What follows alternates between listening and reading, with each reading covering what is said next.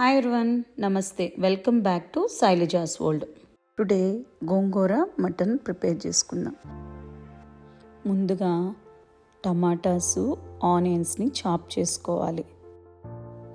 ఈ టమాటాసు, గోంగూర, పుదీనా మా బ్యాక్యార్డ్లో పండిన ఆర్గానిక్ వెజిటబుల్స్తో కర్రీ చేయబోతున్నాను.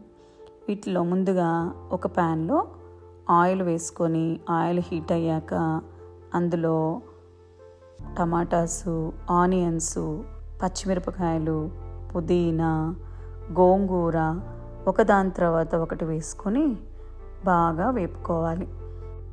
ఇక్కడ నేను టమాటాసు ఒక 4 తీసుకున్నాను, ఆనియన్స్ ఒక 2 తీసుకున్నాను, గోంగూర 2 పెద్ద కప్పులతో తీసుకున్నాను, పుదీనా 1/2 కప్పు తీసుకున్నాను. ఇవి ఈ క్వాంటిటీస్తో మటన్ కర్రీ ప్రిపేర్ చేస్తున్నాను. 1 kg మటన్కి అన్నమాట.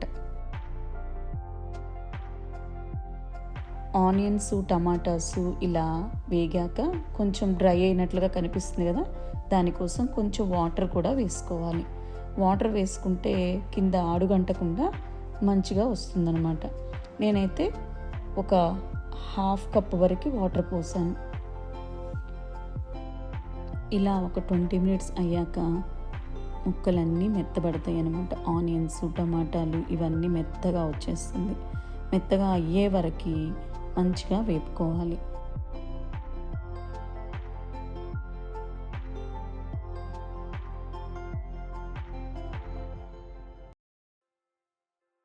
వన్ కేజీ మటన్ తీసుకున్నాను.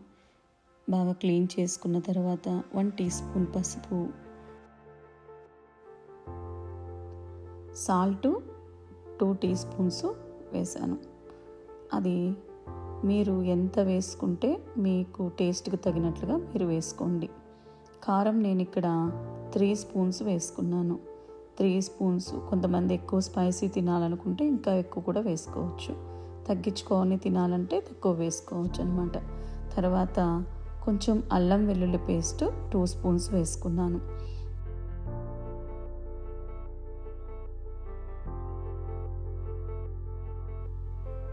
2 spoons గరం మసాలా,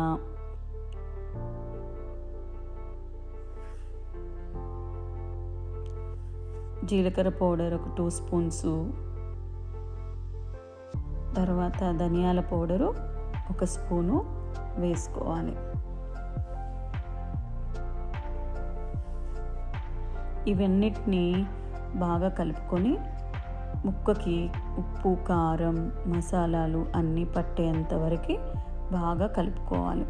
తర్వాత ఒక 4 cups వాటర్ పోసి మంచిగా కలుపుకొని ఇన్స్టాపాట్లో పెట్టానన్నమాట నేను. ఇందాక మనము టమాటాసు, ఆనియన్స్, పుదీనా, గోంగూర అవన్నీ ఫ్రై చేసి పెట్టుకున్నాం కదా, దానిని బ్లెండర్తో బ్లెండ్ చేసి పెట్టుకోవాలి. మెత్తగా పేస్ట్లా చేసుకుంటే అది మటన్లో వేసుకున్నప్పుడు బాగా కలిసిపోతుంది. అదే ప్యాన్లో కొంచెం అల్లం వెల్లుల్లి పేస్టు, గరం మసాలా, జీలకర్ర పౌడర్, ధనియాల పౌడర్ వేసి బాగా కలుపుకోవాలి. ఇవి ఒక 10 to 15 minutes బాగా కలిసిపోయేటట్లుగా కలుపుకొని ఈ టైంలో సాల్ట్, కారం అవసరము అనిపిస్తే ఒకసారి చెక్ చేసుకొని అవసరం అంటే యాడ్ చేయండి. మటను బాగా కుక్ అయిన తర్వాత గోంగూర పేస్ట్లో వేసేసి బాగా కలుపుకోవాలి.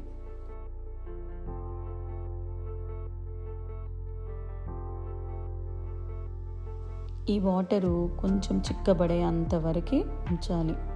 నాకు ఈ కన్సిస్టెన్సీలో ఉంటే సరిపోతుంది. అంతే, వేడి వేడి గోంగూర మటన్ కర్రీ రెడీ అయిపోయింది. ఈ వీడియో నచ్చినట్లయితే సబ్స్క్రైబ్ చేయండి, లైక్ చేయండి, షేర్ చేయండి. పక్కనే ఉన్న బెల్ ఐకాన్ని ప్రెస్ చేయండి. See you in my next video.